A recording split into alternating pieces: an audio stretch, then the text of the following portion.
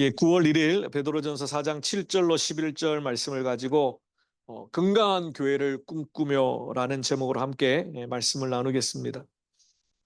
해마다 9월이 되면 가정예배로 시작했던 이 멜번 제자교회의 첫 시간이 떠오릅니다. 그리고 감사예배를 우리가 함께 드리면서 아울러 2010년 9월 2일 그때 폐암으로 소천하신 오카람 목사님도 떠오릅니다. 멜번 제자교라는 이름을 짓게 된 것이 오카람 목사님과 무관하지 않기 때문입니다. 제가 청년 시절이었을 때입니다. 지금부터 30년 전의 일입니다. 당시에 한국교회를 대표하는 오카람 목사님께서 저희 모교회에 부흥 집회를 오셨습니다. 그때 첫 시간에 첫 마디가 아직도 제 마음속에 남아 있습니다. 오카노 목사님께서는 우리가 생각하는 그만큼의 대형교회에 대한 비전이나 계획이 없었습니다.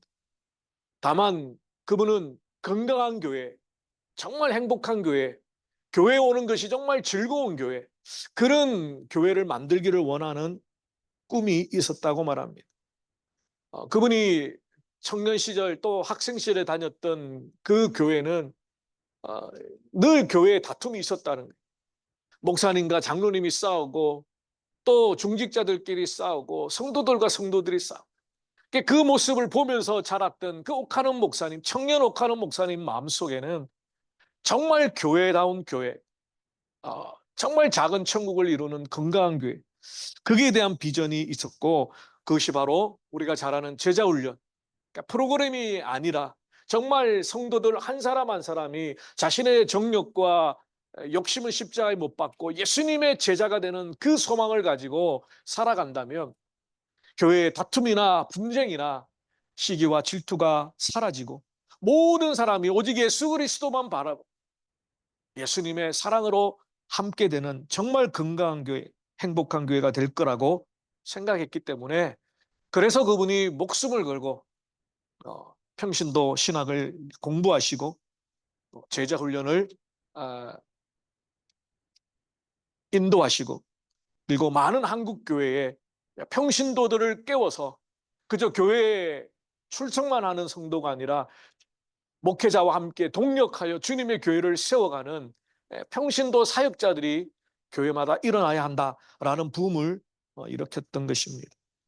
그 핵심 가치를 저는 너무너무 도전이 되었고 그리고 신대원 1학년 때 6개월 동안 그 교회에서 훈련을 받으면서 직접 그 교회가 어떻게 성도들을 세우고 또 함께 동력하며 주님의 나라를 이루어가는 것을 보았기 때문에 너무너무 멋있는 거예요. 너무너무 멋진 거예요. 그냥 목회자의 따라만 가는 성도들, 피동적인 수동적인 성도들이 아니라 함께 고민하며 주님의 교회를 세워가는 그런 모습들을 보면서 저도 교회 이름을 제자교회라고 부족하지만 그 비전을 가지고 개척하게 되었던 것입니다. 오늘 설립 예배를 드리는 것은요, 사실은 교회를 처음 개척한 저나 또 저희 가정이나 개척 초기부터 함께했던 많은 사람들에 대해서 칭찬하고 축하하고 위로하기 위해서 설립 예배를 드리는 것이 아니라 저는 이 1년에 한 번 있는 설립 예배를 감사 예배를 통해서 우리 교회가 정말 하나님 보시기에 또 제 스스로도 처음 개척의 부르심을 받고 하나님 앞에 결단하고 이곳에 왔던 그 초심이 내게 다시 한번 있는지를 확인하는, 마치 1년에 한 번씩 정기검진을 하면서 내 몸이 건강한지 병들었는지 무슨 문제가 있는지를 점검하듯이 이 설립 감사 예배를 드리면서 다시 한번 교회의 본질로 쇠사며 우리가 왜 멜번 제자교회라는 이름으로 요새 모여, 제가 그런 농담을 합니다.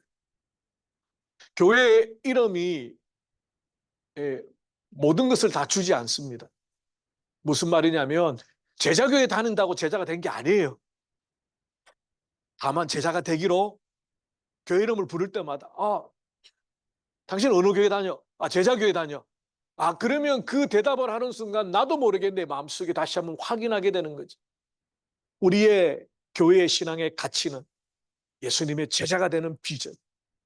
그냥 크리스찬 정도가 아니라 예수님의 제자로서 살아가는 감격과 기쁨을 누리기를 원하는 교회의 목사고 성도라는 것을 설립 예배를 드릴 때마다, 설립 감사 예배를 드릴 때마다 확인하기 위해서 오늘 이 예배에 우리는 있습니다. 오늘 특별히 베드로 사도가 첫 번째 쓴 이 편지를 통하여서 건강한 교회가 어떠한가 여러 가지 지표가 있겠지만 오늘 본문을 통해서 세 가지만 함께 나누, 이것을 통해 우리 교회가 건강한 교회인가 점검하고 앞으로 건강한 교회가 되기 위해서 어떤 노력을 해야 되는가 함께 말씀을 나누겠습니다. 첫 번째로 건강한 교회는 때를 분별하는 교회라고 말합니다. 7절이죠.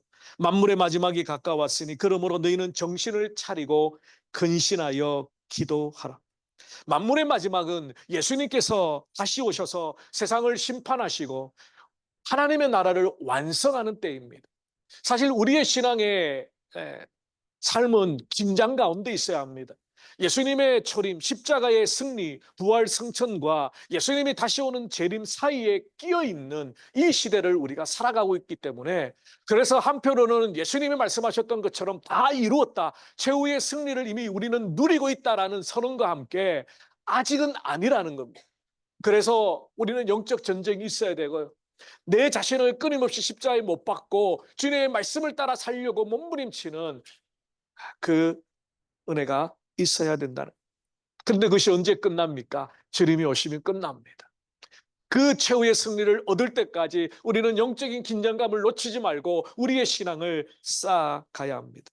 늘 마지막 때를 염두에 두고 살아가는 신앙을 종말론적 신앙이라고 말하죠. 이것은 한마디로 말하면 깨어있는 신앙입니다. 내가 언젠가 주님 앞에 서게 되고 주님이 오셔서 내게 맡기신 모든 것들을 셈할 그날이 있는데, 네게 준 건강, 네게 준 물질, 네게 준 지혜, 네게 준 그 모든 것들을 내가 어떻게 사용했는가 하나님께서 물으실 때가 있다는 거죠.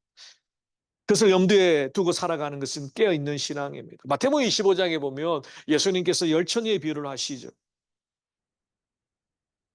어리석은 다섯 처녀는 신랑이 더디어 옴을 보고 잠시 한눈을 팔게 됩니다. 그 후에 남은 처녀들이 와서 이르되 주여 주여 우리에게 열어주소서. 대답하여 이르되 진실로 너희에게 이르노니 내가 너희를 알지 못하노라 하였느니라. 그런즉 깨어있으라. 너희는 그날과 그때를 알지 못하니라. 로마서 13장 11절에 바울이 이렇게 고백합니다. 또한 너희가 이 시기를 알거니와 자다가 깰 때가 벌써 되었으니 이는 이제 우리의 구원이 처음 믿을 때보다 더 가까웠습니다. 그러므로 마지막 때가 갈수록 우리는 한 해 한 해 더 삶을 살아갈 수 있도록, 또 설립 예배를 한 해 한 해 더 드릴수록 우리는 주님의 오실 날이 가까웠다는 것을 기억해야 합니다. 바울이 이렇게 말하죠. 너희는 정신을 차려라. 정신을 차려라. 이 정신을 차리다는 뜻은 올바르고 건전한 마음을 지니고 상황들에 대해서 성숙하고 올바르게 생각하며 판단하는 마음.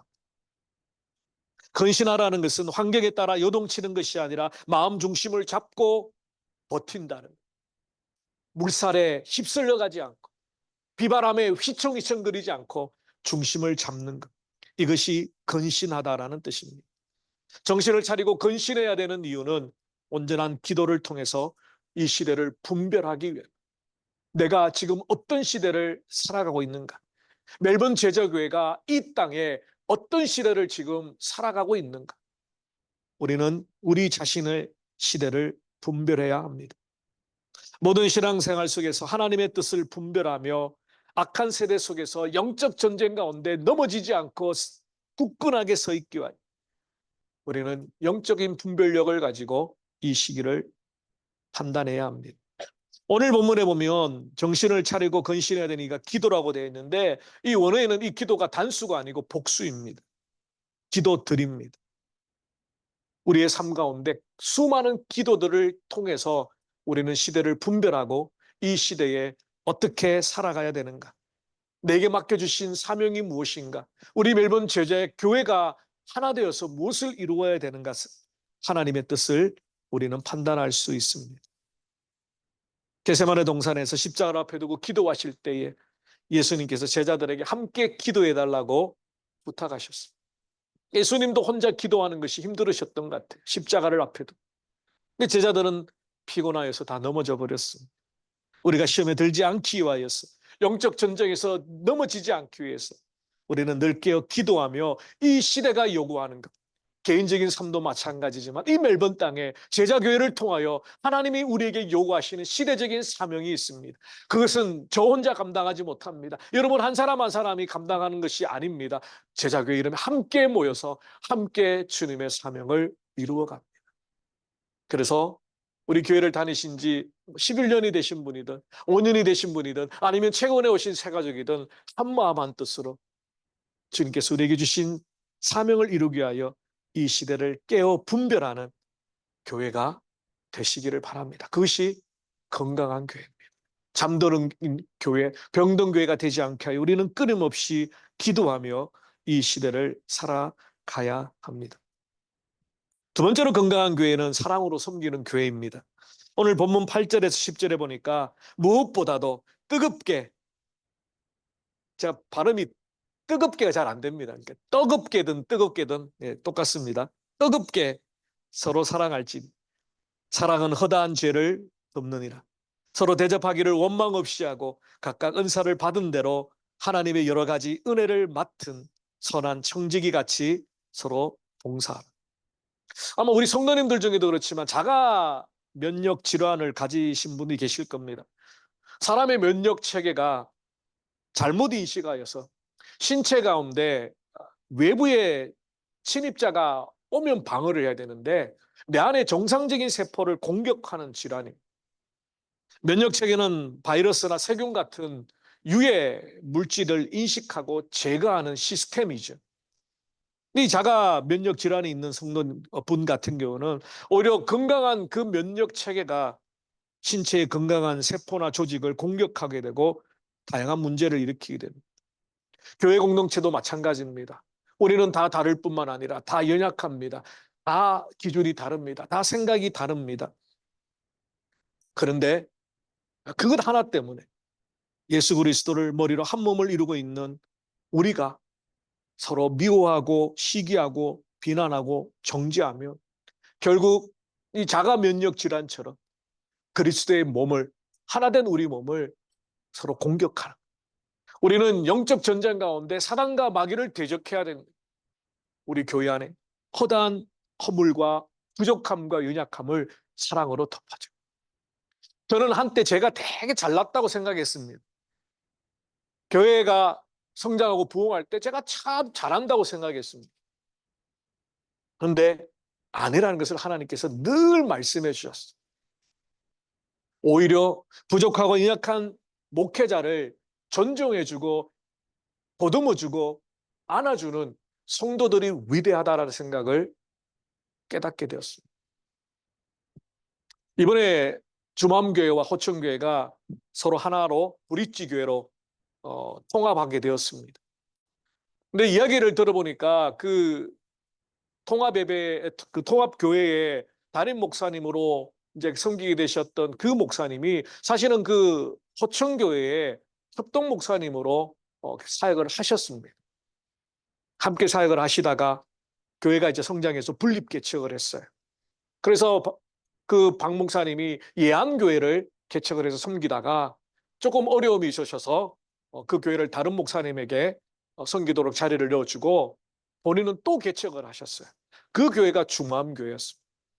그리고 이번에 10년 만에 다시 호천교회와 중암교회가 합쳐져서 그 박 목사님이 담임 목사님으로 이제 섬기게 되었습니다.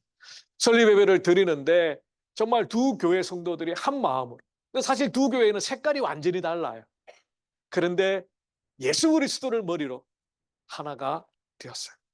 그때 축사를 하신 어떤 목사님이 그런 이야기를 하시더라고요. 이제 두 교회가 함께 이제 결혼을 했는데 허니문이 길지 않을 거다. 이제는 서로 다른 부분도 보이고 안 맞는 부분도 보일 거다. 그러나 그리스도의 몸된 이 교회를 정말 사랑으로 지키고, 또 조금 다르고 좀 안 맞다 하더라도 사랑의 마음으로 서로를 보고 섬겨주면, 그것이 바로 온 세상 가운데 교회가 무엇인지, 특별히 두 교회가 하나 되어서 한 교회로 다시 탄생하는 그 의미가 무엇인지를 세상 가운데 선언해 주시는 거다, 이제 그런 말씀을 하시더라고요.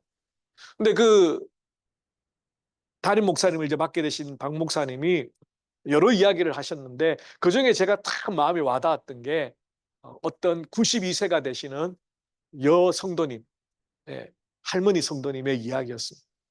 그분은 포천교회에서 이 박 목사님이 분리개척하러 갈 때 같이 따라오셨어요. 그리고 그 예안교회에서 함께 섬기시다가 또 목사님이 사임하고 나가실 때 또 따라가셨대. 그리고 다시 이 두 교회가 합칠 때 또 오신 거예요. 그 10년을 계속해서 그 목사님 곁에서 기도하며 격려하며 자리를 지켜주신 할머니가 92세가 되시는 분이 그게 계시던, 그 말씀을 들을 때 제 마음에 너무너무 감동이 되었어요. 아마 여러분들이 다 그런 마음으로 이 자리에 있을 거예요.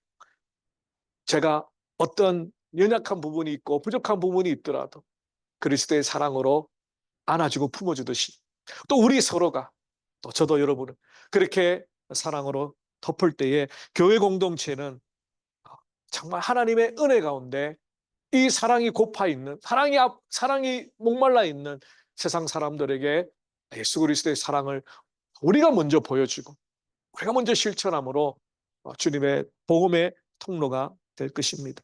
베드로 이렇게 말합니다. 무엇보다도 뜨겁게 서로 사랑하라. 무엇보다는, 어떤 일이나 사랑보다 우선순위를 말합니다. 교회의 가장 큰 우선순위는 바로 그리스도의 사랑입니다. 물론 진리의 말씀을 지켜내야 됩니다. 그리스도의 말씀을 붙들어야 됩니다. 그런데 예수님 뭐라고 말씀하셨습니까? 너희가 서로 사랑하라. 그것이 너희에게 주는 새 계명이다. 우리 교회가 다른 어떤 교회보다, 멜번에 수많은 교회가 있지만 무엇보다도 사랑이 넘치는 교회, 사랑으로 품어주는 교회, 사랑이 아름답게 표현되어지는 교회, 그런 교회가 되기를 원합니다. 뜨겁게 사랑하라는 겁니다. 형식적이고 외식적인 사랑이 아니라 온 마음을 다하여, 진실한 마음을 다하여, 정말 일주일간의 그 지치고 힘든 삶이 주일날 교회에 와서 성도님들을 함께 바라보며 그 표정과 그 사랑의 하트 뿅뿅의 그 눈을 보고 위로를 얻고 소망을 얻는 교회, 그것이 바로 건강한 교회란. 교회가 아무리 커도, 교회에 아무리 사람이 많아도 사랑이 없으면, 그 사랑이 없음으로 인하여 외로움, 그것은 주님의 온전한 교회가 되지 못합니다. 사랑이 있으면 조금만 허물이 있어도 덮여집니다. 사랑의 마음으로 보면 그 상대방의 말이나 행동이 다 이해가 됩니다. 그래서 그렇구나. 그래서 그런 말을 했구나. 그래서 그런 표정이었구나. 근데 사랑이 없으면요, 아무리 가까워도, 아무리 함께 살아도, 아무리 오랜 세월을 함께해도 오해가 생기고 미움이 생기고 시기가 생길 수밖에 없습니다. 오늘 본문의 베드로는 손님을 대접하라, 그 당시에 사랑을 표현하는 가장 큰 방법이 바로 대접하는 것이었습니다. 여관이 없었기 때문에 복음을 피하여 도망다니는 그 흩어진 디아스포라들을 대접하는 것, 그것이 가장 큰 사랑의 표현이었습니다. 뿐만 아니라 건강한 교회는 이 넘치는 사랑으로 섬길 뿐만 아니라 각자가 가지고 있는 은사를 가지고 섬기는 거예요. 섬기는 기쁨을 경험하는 겁니다. 우리가 교회 생활을 하다 보면 지칠 때가 있죠. 왜 나만 이렇게 고생하고 수고해야 되는가? 근데 그 속에 사랑이 넘치면 성도들을 내가 가진 어떤 것으로, 내가 가진 은사로 섬기려고 합니다. 은사는 값없이 주신 하나님의 선물이기 때문에 그것으로 성도들을 섬기는 기쁨이 있습니다. 몇 주 전부터 이게 토요일 날 미술반이 교육관에서 시작이 되었습니다. 특별한 은사를 가지고 계시는 우리 집사님 한 분이 그 시간을 아주 먼 길을 오고 가시면서 그림을 가르쳐 주시고 또 그려주시고, 근데 그림만 단순히 그리는 게 아니라 그림을 그리면서 그림과 관련되어 있는 여러 가지 기독교의 어떤 그런 내용들, 그리고 그림을 그리면서 하나님 만드신 만물, 또 자기 얼굴을 그리면서 일종의 약간은 이 미술 치료까지 그렇게 마음을 또 우리의 이 영혼을 들여다보는 그런 작업으로 미술반을 하고 계십니다. 정말 우리 교회는 숨겨진 보물들이 참 많아요. 그럼 다들 그냥 이렇게 감추고 계시는데 그런 은사들을 가지고 교회와 성도들을 섬기는 것, 그것이 바로 사랑의 열매이죠. 사랑하기 때문에 내가 가진 것, 하나님이 내게 주신 것들을 나누어서 함께 섬기려고 하는 것. 바로 건강한 교회는 사랑이 있고 그 사랑으로 내게 주신 하나님의 은사들을 나누고 베풀므로 교회를 세워가는 교회입니다. 마지막 세 번째로 건강한 교회는 하나님께만 영광을 돌리는 교회. 오늘 본문 11절 말씀이죠. 만일 누가 말하려면 하나님의 말씀을 하는 것 같이 하고 누가 봉사하려면 하나님이 공급하시는 힘으로 하는 것 같이 하라. 이는 범사에 예수 그리스도로 말미암아 하나님이 영광을 받으시게 하려 함이니 그에게 영광과 권능이 세세에 무궁하도록 있느니라. 아멘. 베드로 사도는 은사를 사용하는 데 있어서 두 가지 예를 듭니다. 하나는 말의 사용이고요. 하나는 봉사입니다. 말을 할 때에도 하나님의 말씀을 하는 것처럼 우리의 일상생활 가운데 그 말로 사람을 세우기도 하고 사람을 시험 들기도 하죠.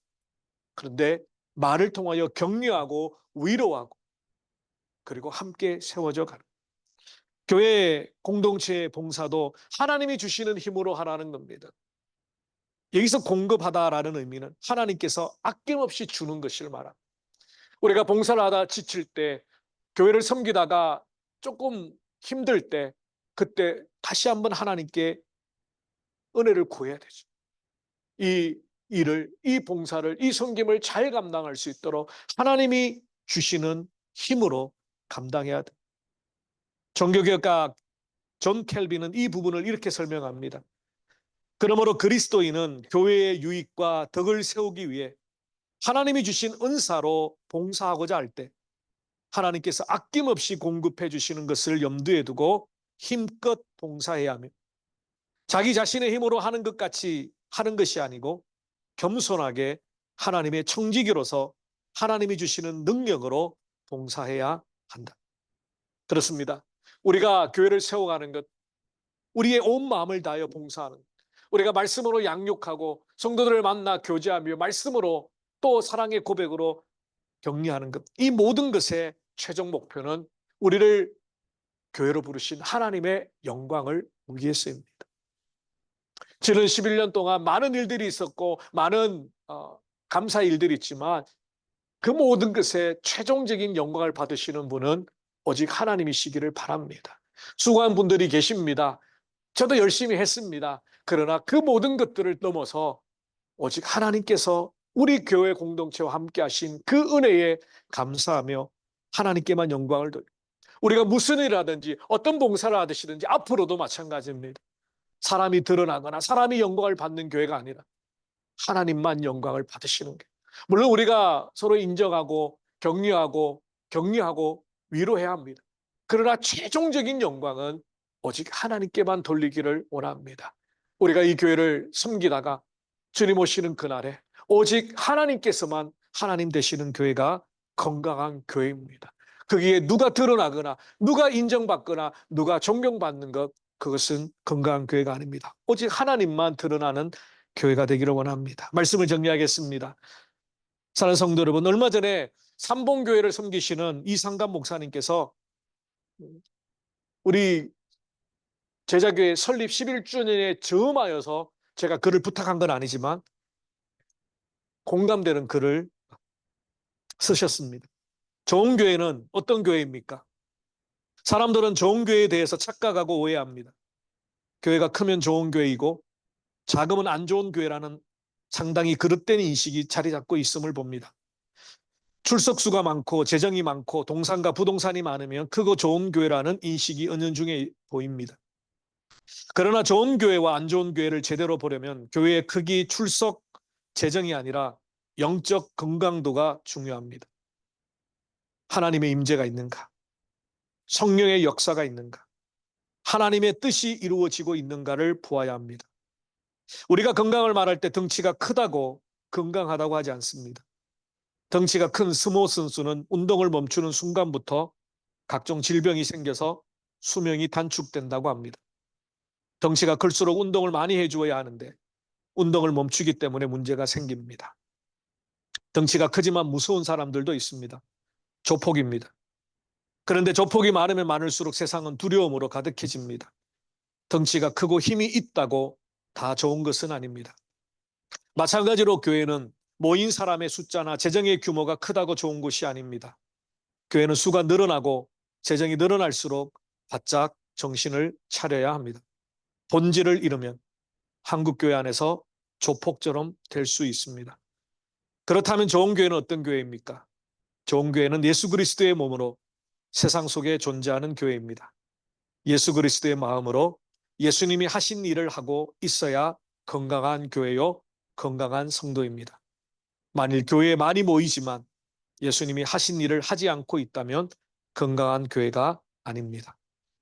그렇습니다. 오늘 베드로 사도가 멜번 제자교회 11주년을 드리는 우리를 찾아오셔서 건강한 교회가 되라고 당부합니다.